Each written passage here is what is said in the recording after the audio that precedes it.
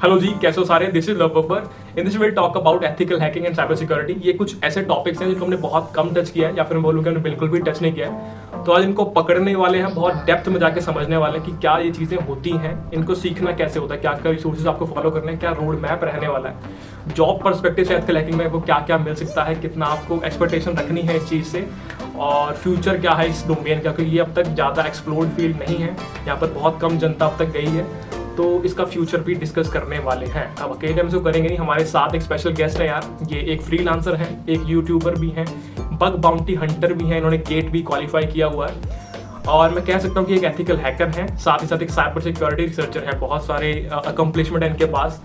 तो वेलकम अंश Bhavnani to our channel. तो स्टार्ट करते हैं। Okay, thank you so much इतने अच्छे इंट्रो के लिए। जैसे कि आपने बताया, तो मैं अपने बारे में कुछ बता दूं कि मैं एक यूट्यूबर हूं। 3-4 साल से करीब मैं यूट्यूब कर रहा हूं और एथिकल हैकिंग पे ही वीडियोस बना रहा हूं। बेसिकली मेरा मोटिव ये है कि लोगों को अवेयर करना इस फील्ड के बारे में, क्योंकि जैसे कि आप अभी देख रहे हैं कंप्यूटर साइंस में काफ़ी सारे वेरिएशंस हैं जो कि अभी हमने एक्सप्लोर नहीं किए हैं। उनमें से एक है एथिकल हैकिंग, और लोग इसका नाम नहीं लेते हैं जब भी आप कोई प्रिफर्ड जॉब की फील्ड ढूंढने जाओगे तो। लेकिन अभी जो सिचुएशन चल रही है उसके हिसाब से अवेयरनेस फैलाना बहुत ज़रूरी है, और मैं अपने चैनल के माध्यम से अपनी ऑडियंस को और जितने भी मेरे व्यूअर्स हैं उनको ये बताना चाहता हूँ कि जो फील्ड है वो मैंने कैसे एक्सप्लोर की, कैसे आप पढ़ सकते हो उसके बारे में, कितना अच्छा स्कोप है इसमें, कैसे आप दूसरों की मदद कर सकते हो ऑनलाइन सिस्टम्स को सिक्योर करके, क्योंकि ये नीड ऑफ द आवर है। जब भी आप आओगे इस फील्ड में तब पता चलेगा आपको। तो बेसिकली ये है हमारा फील्ड। ठीक है अंश, तो अब सबसे पहले समझते हैं यार कि what is ethical hacking and what is cyber security. अगर इस चीज के बारे में थोड़ा ज्ञान होगा हमें, तो हम आगे चीजों को और आसानी से समझ पाएंगे। ओके, तो जैसा कि मैंने बताया कि बहुत ही अनटच्ड फील्ड है कंप्यूटर साइंस में। मैं जहां भी जाता हूं लोगों का ये परसेप्शन रहता है कि हमें कोडिंग सीखनी है, हमें डेवलपमेंट करना है, हमें मशीन लर्निंग में जाना है, हमें डेटा साइंस में जाना है। लेकिन जो डे टू डे लाइफ में हम लोग देख रहे हैं और नज़रअंदाज कर रहे हैं, उस पर ध्यान डालना ज़रूरी है, क्योंकि अभी सारी चीज़ें ऑनलाइन सिस्टम्स पे डिपेंड हो रही हैं। जैसे कि कोविड अभी आया है, लेकिन फिर भी जैसे जैसे टेक्नोलॉजी इवॉल्व हो रही है, वैसे हम लोग सारे ऑपरेशंस, बिजनेस ऑपरेशंस, चाहे सिविल ऑपरेशंस हो, सारे ऑनलाइन हो रहे हैं। ऑनलाइन बिजनेसेस चालू हो रहे हैं, इतने डिजिटल एसेट्स हम लोग लेकर आ रहे हैं। तो उन सब की जो सिक्योरिटी है वो कौन देखेगा। जैसे कि हम लोग डे टू डे लाइफ में कितने सारे न्यूज़ आती हैं, कितने सारे बुलेटिन्स आते हैं कि हमारे इतने सारे बड़े कंपनीज के डेटा लीक हो गए। रिसेंटली अभी फेसबुक का हुआ, उसके पहले मोबीक्विक का हुआ, उसके पहले ट्विटर का हुआ।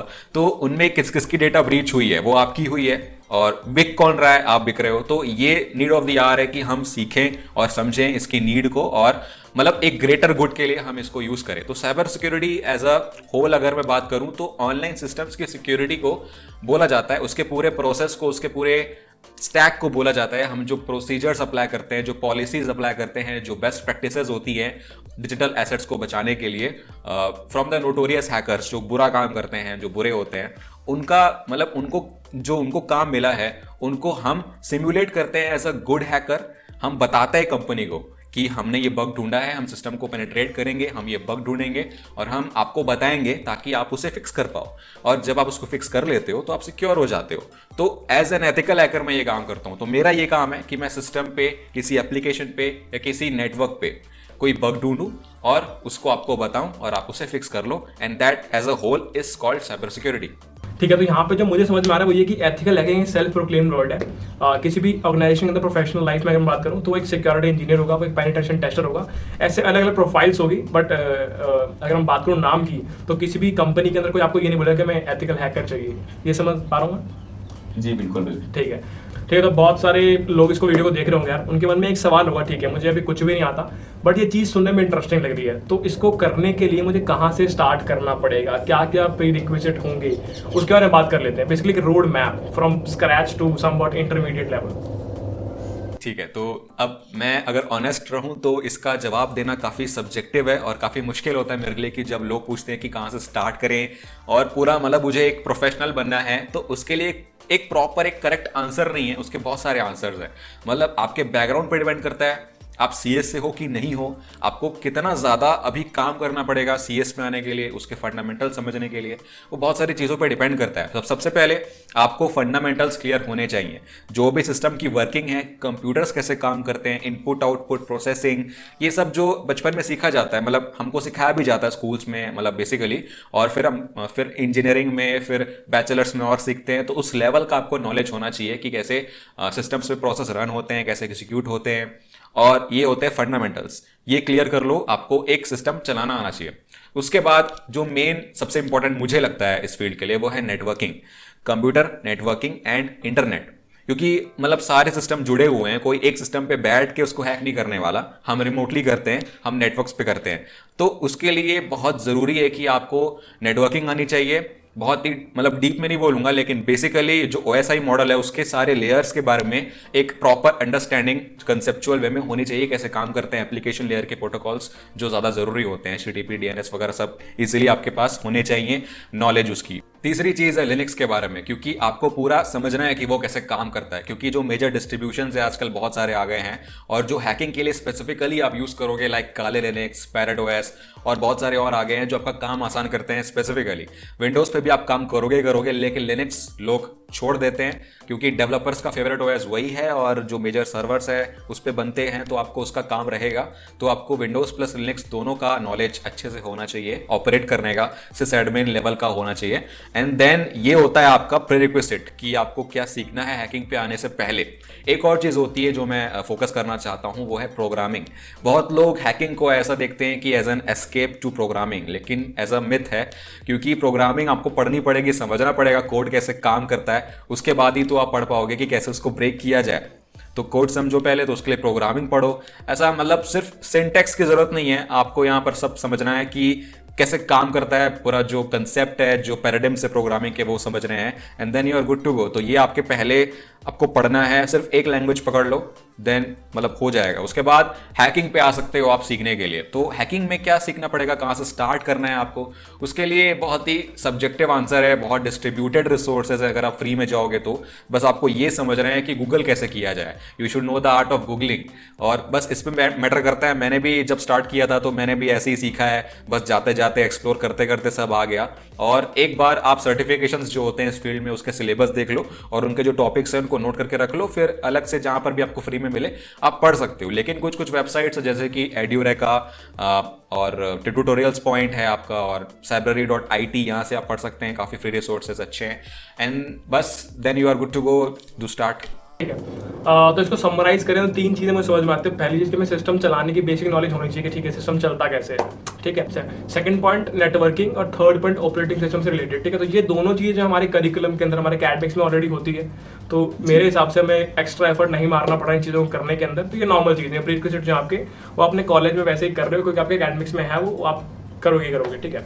उसके आगे चीज़ें क्या है कि हमें कोई चीज़ करनी है, एथिकल हैकिंग हमें सीखनी है, तो हमें कुछ कुछ चीज़ें करनी पड़ेगी। पहली चॉइस जो फ्री चॉइस है कि हमें फ्री में अगर सीखनी है, हम चाहते हैं कि फ्री में मिल जाए, फ्री में कुछ कर रहे हो, पैसे नहीं दे रहे हो, तो थोड़ा बहुत पेन सहना पड़ेगा। वो पेन क्या होता है कि बहुत डिस्ट्रीब्यूटेड रिसोर्सेज हैं, अलग अलग जगह पर जाके आप सीख रहे हो, ठीक है, गूगल कर रहे हो वगैरह वगैरह वगैरह। तो फ्री रिसोर्सेज भी अवेलेबल हैं। सेकंड, पेड रिसोर्सेज भी अवेलेबल हैं। तो मेरे हिसाब से आपने भी कुछ कोर्सेज बनाए हैं एथिकल हैकिंग के ऊपर, तो उसके बारे में थोड़ा सा बताया आप ऑडियंस को। जी बिल्कुल, आपकी अंडरस्टैंडिंग बिल्कुल सही है। और अगर मैं बात करूं अपने कोर्स की, तो मैंने करीब 1 साल लगाया इस कोर्स को बनाने में।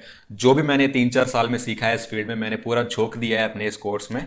तो अभी मैं बात करूं तो एकदम स्टार्टिंग से, स्क्रैच से नहीं बोलूंगा, लेकिन स्टार्टिंग से जो मैंने आपको बोला कि पढ़ना चाहिए हैकिंग पे आने से, नेटवर्किंग, लिनक्स, इसको मैंने रिफ्रेश किया है और वहां से स्टार्ट किया है। और पूरा एक रोड मैप, मतलब आपको स्टार्ट कैसे करना है, आपको बग्स कैसे ढूंढने हैं, फिर उसको डॉक्यूमेंट कैसे करना है, कैसे रिपोर्ट करना है, और कैसे अल्टीमेटली आपको जॉब मिल सकता है। पूरा ये जो मेथोडोलॉजी है पूरा पेन टेस्टिंग का, वो मैंने इस कोर्स में इंक्लूड किया है। करीब 115 प्लस घंटे का कंटेंट है एंड 580 प्लस वीडियोज हैं हर फील्ड से। मतलब बहुत सारा ऐसा कंटेंट है जो आपको इजीली मिलता नहीं है, लाइक फॉरेंसिक्स, बग बाउंटी, मेटोलॉजी, like mobile pen testing, cloud security, बहुत सारे ऐसे टॉपिक्स हैं जो कवर किए हुए हैं और हिंदी लैंग्वेज में है। सबसे बड़ी बात है हिंदी में इतना कंटेंट अवेलेबल नहीं है, तो आप चाहें तो आप ले सकते हैं और आपको कंटिन्यूसली गाइडेंस मिलते रहेगा लाइव सेशंस में। And we have a WhatsApp and Discord group, तो आपको कंटिन्यूसली कोई दिक्कत नहीं है, आपको जॉब में पूरी मदद मिलेगी and whatever you are doing in hacking. ठीक है। तो जो वेबसाइट का लिंक होगा वो आपको डिस्क्रिप्शन में मिल जाएगा। अब क्योंकि आप वीडियो देख के जा रहे हैं तो एक कोड हम जनरेट करवा देंगे, कोड यहाँ पे आ रहा होगा, इससे जो भी मैक्सिमम पॉसिबल डिस्काउंट होगा वो आपको मिल जाएगा। तो हमें समझ में आ चुका है कि यार अगर मैं एथिकल हैकिंग में घुसना है, इस डोमेन में जाना है जो कि अभी नियरली अनटच्ड है, नियरली अनएक्सप्लोर्ड भी कह सकता हूँ मैं, तो आपको क्या क्या चीजें करनी पड़ेगी, एक रफ रोड में आपके सामने क्या होने वाला है। अब अगर मैं बात करूं कि क्या मैं प्रोजेक्ट बना सकता हूं एथिकल हैकिंग से रिलेटेड, साइबर सिक्योरिटी से रिलेटेड, या फिर कुछ कुछ ऐसे कॉम्पिटिशन होते हैं जहां पे जाके मैं सीख सकता हूं या कुछ जीत सकता हूं, तो क्या रहेगा? जी बिल्कुल। अगर मैं आपको रियलिटी बताऊं तो प्रोजेक्ट्स और कॉम्पिटिशन्स अगर आप करते हो तो वो बहुत बेनिफिशियल होता है। कंपनीज आजकल आपका पब्लिक प्रोफाइल देख रही हैं कि आपने कितना कंट्रीब्यूट किया है।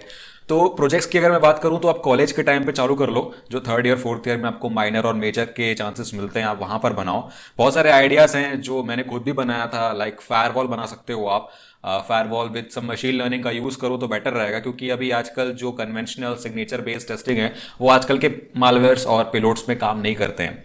और उसके बाद आप पोर्ट स्कैनर बना सकते हो, आप पेन टेस्टिंग फ्रेमवर्क्स बना सकते हो, ऑटोमेटेड स्कैनिंग जो करेंगे वल्नरेबिलिटी असेसमेंट्स के लिए और डॉक्यूमेंटेशन के लिए, ताकि आप प्रॉपरली रिकॉर्ड्स रख पाओ हर चीज़ का, जो भी आपका इंफ्रास्ट्रक्चर सिक्योरिटी का कुछ भी आप मैनेज कर पाओ। तो पूरे फ्रेमवर्क्स बना सकते हो, बहुत ही बड़े हो जाएंगे लेकिन बहुत ही अच्छे खासे कंपनी डिमांड करती है कि आपके पास जो हैंड्स ऑन स्किल्स हैं वो आप प्रूफ कर सकते हो थ्रू योर प्रोजेक्ट्स। तो ये होगी प्रोजेक्ट्स की बात। अब आते हैं हमारे कॉम्पिटिशन्स में कि आप क्या कर सकते हैं। कॉम्पिटिशन्स बहुत सारे होते हैं यहाँ पर। एक पर्टिकुलर एक टॉपिक है कैप्चर द फ्लैग, CTF बोलते हैं इसे शॉर्ट में।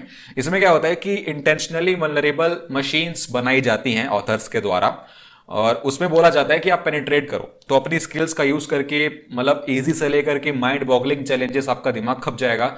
हार्ड लेवल के भी होते हैं, तो वो रियल सेंस में आपकी स्किल्स को डेमोन्स्ट्रेट कर देंगे अगर उसको सॉल्व कर लेते हो तो। बहुत सारे और टाइप्स के चैलेंजेस होते हैं जो इंटेंशनली होते हैं, रियल वर्ल्ड नहीं होते, एक सिमुलेशन होते हैं एक पर्टिकुलर स्किल को टेस्ट करने के लिए। तो बहुत सारे अच्छी चीज़ें हैं यहाँ पे। और आप ओपन सोर्स कंट्रीब्यूट करो प्रोजेक्ट्स में, जो कि काफ़ी बेनिफिशियल है। लाइक गिटहब पे आपके पास बहुत सारे लोग टूल्स बनाते हैं, लोग प्रोजेक्ट्स बनाते हैं आपका, जो काली में यूज़ होते हैं, मतलब आगे चलकर काली के ऑफिशियल डिस्ट्रीब्यूशन में वो ऐड होते हैं। तो इतने पॉपुलर टूल्स हैं पेन टेस्टिंग के लिए, स्कैनिंग के लिए, फजिंग के लिए आप बोल सकते हो। तो उसमें आप कंट्रीब्यूट करो तो बहुत अच्छी बात है। तो ये सारी चीज़ें आपको करनी चाहिए। ठीक है, नेक्स्ट पॉइंट के बारे में डिस्कस कर लेते हैं यार, जो कि है सर्टिफिकेशन। अभी जिस नीश पे मैं काम करता हूँ, वीडियोस बनाता हूँ, सॉफ्टवेयर डेवलपमेंट, हम बात करते हैं यहाँ पे एक नॉर्मल जनरल टॉपिक के बारे में। हम सिक्योरिटी के बारे में या फिर एसएस टेस्टिंग के बारे में बात नहीं करते। तो वहां पर सर्टिफिकेशन, क्या आपने डीएससी की सर्टिफिकेशन कर ली, कंपेरेटिव कोडिंग की सर्टिफिकेशन कर ली, वो मैटर नहीं करती है। बट अगर मैं इस पर्टिकुलर फील्ड की बात करूं, अगर मैं बात करूं penetration tester, security tester, cyber security analyst, तो इन केसेस के अंदर क्या सर्टिफिकेशन मैटर करती है? बिल्कुल। अगर मैं आपको बताऊं एकदम, मतलब प्रॉपर रियलिटी ये है कि सर्टिफिकेशन करने से आपको प्रॉपर स्टडी का प्रमाण मिल जाता है। मतलब बहुत सारे कंटेंट यहाँ पर जो है डिस्ट्रीब्यूटेड है, तो कंपनी डिमांड जो करती है एक्चुअली में आपको वो पता है कि नहीं, वो सारी चीज़ें वो उनको देखना पड़ता है कि आपके पास है या नहीं। तो अगर आपके पास एक प्रॉपर प्रिफर्ड सर्टिफिकेशंस होगा, मतलब तो फिर उनको पता चल जाएगा कि आपने ये सब चीजें पढ़ी हुई है, आपने एग्जाम देकर क्लियर किया है, तो आपने ये सब पढ़ा ही होगा जो इसका सिलेबस है। तो जो डिस्ट्रीब्यूटेड, जिनके पास सर्टिफिकेशन नहीं है, वहां पर उतना अच्छे से प्रूफ नहीं हो पाता है कि जो उनकी रिक्वायरमेंट है वो हम फुलफिल कर रहे हैं कहने का। दूसरा ये है कि आपका जो स्किल है वो डेमोन्स्ट्रेट होता है सामने। मतलब बहुत सारे सर्टिफिकेशन ऐसे हैं जो पर्टिकुलरली एक नीश पे काम करते हैं, लाइक इंसिडेंट रिस्पॉन्स यहाँ पर एक फील्ड होती है, फिर पेनिट्रेशन टेस्टिंग होती है हैंड्स ऑन, देन फॉरेंसिक्स की फील्ड है, देन फिर CISO का एक सर्टिफिकेशन होता है, देन GPEN, बहुत सारे और कैटेगरीज हैं अलग अलग। तो पर्टिकुलर जो डिमांड है कंपनी की वो फुलफिल हो रही है नहीं, ये वो देखते हैं। तो अब उसके बाद मैं ये नहीं बोलूंगा कि सर्टिफिकेशन आपको जॉब दिलवाएगा, ये मिथ है। जॉब आपको तभी मिलेगा जब आपकी स्किल्स प्रॉपर होंगी, जब आप खुद को प्रेजेंट कर पाओगे, जो आपको आता है वो आप प्रेजेंट कर पाओगे मेनली। लेकिन सर्टिफिकेशन आपको एक अपर हैंड देते हैं, आपको इंटरव्यू तक वो ले जा सकते हैं। उसके बाद जो काम है वो आपका है, लेकिन प्रेफरेबल बहुत होता है कि अगर आप करो, लेकिन डिपेंड मत रहो सर्टिफिकेशन पे। ऐसा नहीं कि सर्टिफिकेशन मिल गया तो आप सब कुछ सीख गए और आपको अब कुछ सीखना बाकी नहीं है। लर्निंग हमेशा चलती रहेगी। सर्टिफिकेशन सिर्फ एक आपका बैरियर है जो आपने क्लियर किया है आगे की तरफ बढ़ने के लिए, and they are very beneficial. अगर मैं पॉपुलर सर्टिफिकेशंस की बात करूं तो CH, जो इंडिया के मार्केट में सबसे ज़्यादा प्रेफर किया जाता है, वो है CH।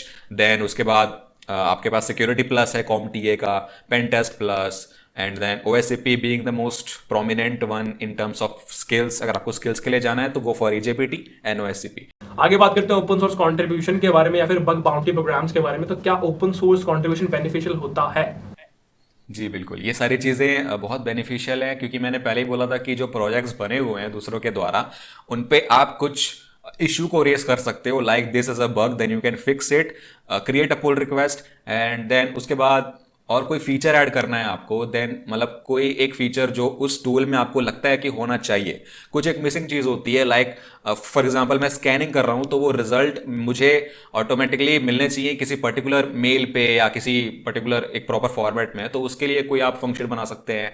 लाइक अगर मैं बग बाउंटी की बात करूँ तो उसको ऑटोमेट करना काफ़ी मुश्किल होता है, कुछ कुछ टास्क, लेकिन जो चीज़ें हम लोग हर टारगेट पे या हर प्रोग्राम पे करते हैं, जैसे कि स्कैन करना सिस्टम को, उसके बारे में इंफॉर्मेशन गैदर करना, एक प्रॉपर पूरा फेज होता है ना, कि पहले आप इन्फो गैदर करो, आप पहले जानो कंपनी के बारे में, उसके एसेट्स के बारे में, उसके टारगेट्स के बारे में, वेबसाइट्स के बारे में, जो प्रोडक्ट है वो जो टेस्ट करना है आपको उसके बारे में, देन आप फिर जो मतलब पेन टेस्ट करना है वो चालू करोगे।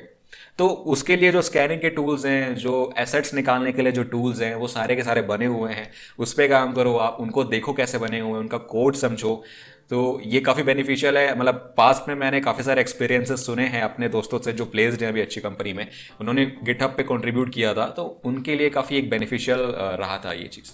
ठीक है, अगर मैं बात करूँ कुछ पॉपुलर रिपोजिटरीज की फॉर बिगिनर्स कि हाँ आप इसको जाके देख सकते हो, इस पे काम कर सकते हो, तो वो क्या क्या रहेगी? रेपोस की बात करूँ तो सबसे ज़्यादा फेमस जो है वो बग बाउंटीज पे ही होंगे, जहाँ पर आपको काम करना चाहिए। फॉर एग्जांपल अभी एक नया प्रोजेक्ट आया है प्रोजेक्ट डिस्कवरी के नाम से, जहाँ पर बहुत सारे टूल्स हैं जो लोगों को काफ़ी हेल्प करते हैं इस फील्ड में। तो बहुत ही कॉम्प्रहेंसिव टूल्स बनाए हैं उन लोगों ने, तो वहाँ पर आप लाइक कंट्रीब्यूट करो, एंड देन बग बाउंटी के अंदर ही रिसोर्सेज हैं अलग अलग पेजेस पे, लाइक नामसैक, और वहाँ पर कंट्रीब्यूट करिए, आप अपने रिसोर्सेज डालिए, अपनी फाइंडिंग्स डालिए।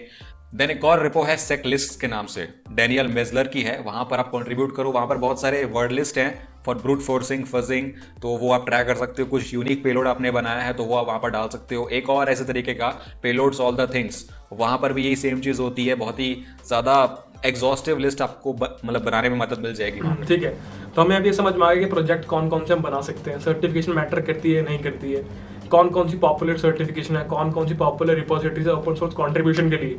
अब बात करते हैं इंटर्नशिप प्रोग्राम्स के बारे में कि क्या इंटर्नशिप हमें मिल सकती है साइबर सिक्योरिटी डोमेन के अंदर, ऑन कैंपस ऑफ कैंपस दोनों की बात करते हैं। इंटर्नशिप की बात करूँ तो ऑन कैंपस मिलना थोड़ा मुश्किल है, क्योंकि बहुत ही सिलेक्ट कॉलेजेस हैं हमारे इंडिया में जो इंटर्नशिप प्रोवाइड करते हैं ऑन कैंपस, और जॉब्स प्रोबेबली। तो कुछ यूनिवर्सिटीज़ हैं, लाइक गुजरात में एक है forensic science university, and then फिर साउथ में भी एक यूनिवर्सिटी है, एंड आई रिकॉल बहुत सारी और हैं, आप डिस्क्रिप्शन में आप लिंक दे देना। उसके बाद जो कॉलेजेस हैं ये इंटर्नशिप्स देते हैं from some top companies like Deloitte, Qualcomm, ये भी आती हैं इन कॉलेजेस में, तो you can get proper internships in private colleges.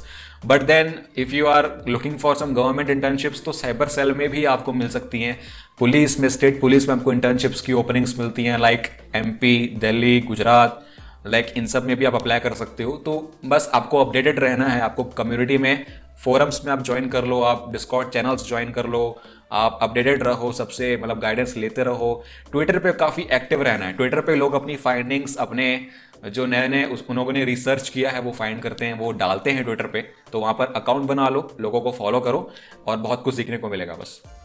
Same यार, मैंने भी सुना है कि ओपन सोर्स कंट्रीब्यूशन के अंदर और साथ में सिक्योरिटी फी डोमेन के अंदर आपको ट्विटर पे अकाउंट होना इंपॉर्टेंट है। लिंक्डइन में नहीं भी होगा तो चलेगा। दोनों में मैं बोलूंगा कि दोनों में ही आपके लिए। हाँ ठीक है, तो ये चीज़ में समझ में आ चुकी है। ऑफ कैंपस अगर बात करो, ऑफ कैंपस में कंपटीशन क्या रहता है सिक्योरिटी डोमेन में?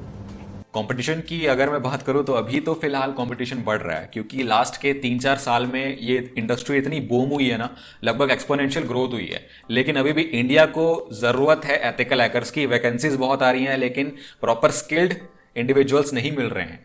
लोग बहुत हैं लेकिन स्किल्ड उतने नहीं है। वही मैंने बोला कि वो प्रॉपर स्टडी नहीं कर पा रहे हैं, एक प्रॉपर रोड मैप नहीं है यहाँ पे आने के लिए, बहुत ही डिस्ट्रीब्यूटेड चीज़ें हैं, तो इसीलिए लोगों को मुश्किल होती है। तो उसके लिए आपको सर्टिफिकेशन करना पड़ेगा, उसके लिए आपको प्रोजेक्ट्स बनाने पड़ेंगे, आपको हैंड्स ऑन एक्सपीरियंस होना चाहिए हर चीज़ में, ये सब आपको करना है। उसके बाद आपको ऑफ कैंपस में जा करके अप्लाई होना है शॉर्टलिस्ट होने के लिए। अप्लाई करो, पहले रेज्यूमे अपना बिल्ड करो, बग बाउंटी में हॉल ऑफ फेम्स लो, एंड देन प्रोजेक्ट्स वगैरह करो, कंपटीशन खेलो, पूरा मतलब एक ओवरऑल रेज्यूम आपका बिल्ड करो सिक्योरिटी पॉइंट ऑफ व्यू से, जो कि बहुत अलग होता है आपके कोडिंग से। तो वो फिर आप अप्लाई करो जा करके ऑनलाइन साइट्स पे, बहुत सारी हैं नौकरी वगैरह, आप जानते ही हैं, लिंक्डइन पे जाओ।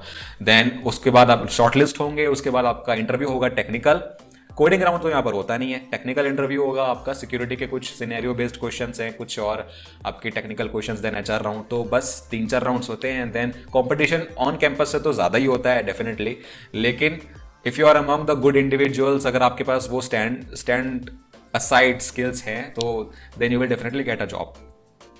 ठीक है, अब जॉब की बात करते हैं, जॉब के सैलरी पर्सपेक्टिव की, कि मैं कितने एक्सपेक्ट कर सकता हूँ। ये ना हो कि हम कुछ ज़्यादा एक्सपेक्ट कर रहे हो, ये ना हो कि हम बहुत कम एक्सपेक्ट कर रहे हैं। एक बार उसको समझ लेते हैं। एक्सपेक्टेशन तो आजकल खैर लोगों को बहुत होती है साइबर सिक्योरिटी की, अगर मैं बोल दूं तो, लेकिन हैकिंग बोलना सही नहीं है, एथिकल हैकिंग बोलो तो सही है। एज लो एज अगर बात करें तो 2.5 से 3.5 तक आप एक्सपेक्ट कर सकते हैं starting salary in a local company. लेकिन अगर आप थोड़ा और आगे बढ़ते हैं, आपको टॉप MNCs में अगर आपको जॉब मिल रही है as a security analyst, as a security engineer, so you can like easily expect around 6 to 7 lakhs per annum as a fresher. बाकी अगर आप और एक्सपीरियंस लोगे 2-3 साल में तो आपकी अच्छी खासी सैलरी बढ़ सकती है। Then for a professional approximately 15 to 20 lakhs आपका नॉर्मल होता है।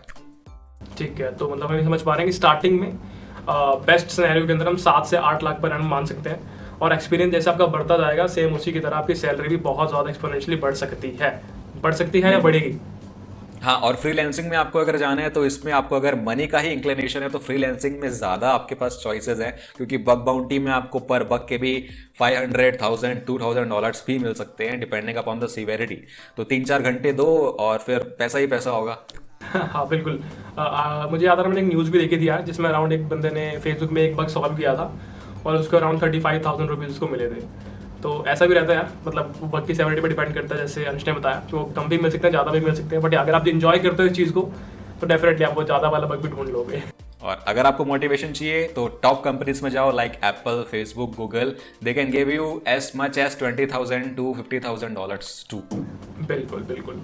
अब बात करते हैं फ्यूचर के बारे में, कि अभी हम क्या देख रहे हैं कि साइबर सिक्योरिटी डोमेन या एथिकल हैकिंग का ये डोमेन है सिक्योरिटी का, इसका फ्यूचर क्या रहने वाला है, क्योंकि अभी अनटच डोमेन है ये। आगे आने वाले 5 साल 10 साल में क्या होने वाला है इसके अंदर? बिल्कुल, मैंने बोला कि अभी ये अनटच्ड है और अभी ज़्यादा लोग नहीं आए हैं, लेकिन पॉपुलेशन की बात करें तो अगर उसके स्टेटिस्टिक्स को देखा जाए तो अभी भी बहुत लोग हैं, फिर भी अनटच्ड नहीं हैं। लेकिन अगर आगे की बात करूँ तो अभी AI का ज़माना है, और AI में मैं जानता हूँ कि फॉल्स पॉजिटिव्स हैं आज भी, और एकदम कंप्लीटली उसको डिप्लॉय नहीं कर सकते, कंप्लीटली उस पर ट्रस्ट नहीं किया जा सकता ऑटोमेशन पे। हालांकि फ्रेमवर्क्स बहुत सारे बने हुए हैं बग बाउंटीज पे भी ऑटोमेशन के लिए, लेकिन उस पर बिलीव लोग नहीं करते। आजकल भी जो कंपनीज हैं, जो इंडस्ट्री है, वो यही डिमांड कर रही है कि आप मैनुअल टेस्टिंग करो। उनके पास खुद के टूल्स बने हुए हैं, उन लोगों ने प्रोफेशनल टूल्स बनाए हैं लाखों खर्च करके, फिर भी उनको लोग चाहिए उनके सोर्स कोड को रिव्यू करने के लिए, उनके नेटवर्क्स को मॉनिटर करने के लिए लोग चाहिए। तो हम बिल्कुल नहीं बोल सकते कि इसका फ्यूचर कम होने वाला है, और उल्टा मैं बोलूं तो एक्सपोनेंशियली ग्रो होने वाला है, क्योंकि जितना ज़्यादा आप ऑनलाइन होगे उतना ज़्यादा ज़रूरत पड़ेगी सिक्योरिटी की, और उतना ही ज़्यादा जॉब्स भी बढ़ेंगे। मैं पहले ये बोल रहा कि वैकेंसीज बहुत है इंडिया में, आपके पास एक मतलब एज है कि आप इंडिया में हैं और सबसे ज़्यादा डिमांड यहीं पे है। और अगर आप फॉरेन पे भी फॉरेन क्लाइंट्स के साथ काम करना चाहते हैं तो you can do as a freelancer too, और कंपनीज में भी फॉरेन के क्लाइंट्स मिलते हैं आपको उनके साथ इंटरैक्ट करना है तो आपको डेफिनेटली वहाँ पर एज मिलेगा। तो फ्यूचर में यही है कि आपको ग्रोथ अच्छी मिलने वाली है, कम नहीं होने वाली है, एटलीस्ट 10 से 15 साल। उसके बाद AI का क्या सीन होता है मुझे नहीं पता, लेकिन इतना तो आप तय कर सकते हो, क्योंकि मैनुअल कोडिंग हो रही है जब तक, तब तक मैनुअल बग्स ही मिलेंगे। बिल्कुल ठीक है, तो मेरे हिसाब से हमने सब कुछ कवर कर लिया है कि एथिकल हैकिंग होती क्या है, इसके लिए क्या क्या प्रीरिक्विजिट आपके पास रहेंगे, क्या क्या रिसोर्सेज आप फॉलो कर सकते हो, पेड, फ्री, क्या क्या अपॉर्चुनिटीज आपके पास है, on campus, off campus, job, internships, certification matter करते हैं कि नहीं करते, प्रोजेक्ट किस किस फील्ड में आप बना सकते हो, कॉम्पिटिशन्स क्या क्या होते हैं। मेरे हिसाब से सब कुछ हम कवर कर चुके हैं। आपको कुछ और एडिशन करना है? जी, कुछ पॉइंट्स और हैं जो मैं ऐड करना चाहता हूं। देखो, बैचलर्स डिग्री आपके लिए इंपॉर्टेंट है, क्योंकि बैचलर्स डिग्री ले लो, एडवाइस मैं यही करूंगा, क्योंकि टॉप कंपनियां जो अच्छी कंपनीज हैं वो डिग्री को आपको प्रेफर करेंगी ही।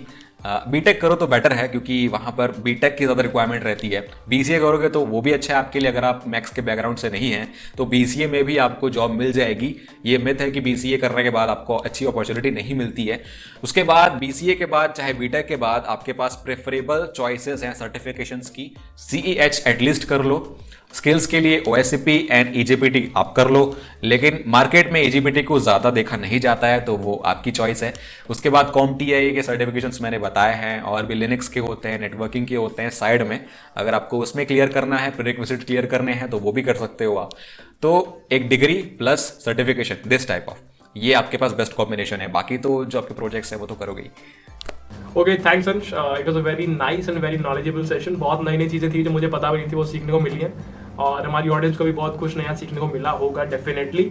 आप कोई मैसेज देना चाहते हैं ऑडियंस को?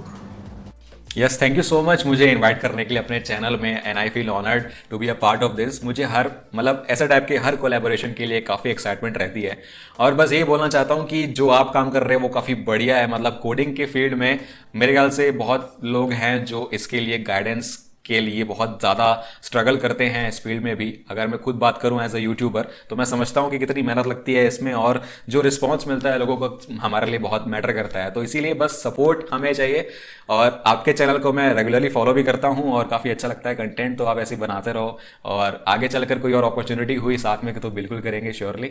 और बस क्या बोलूँ यार। थैंक्स अंश फॉर योर काइंड वर्ड्स।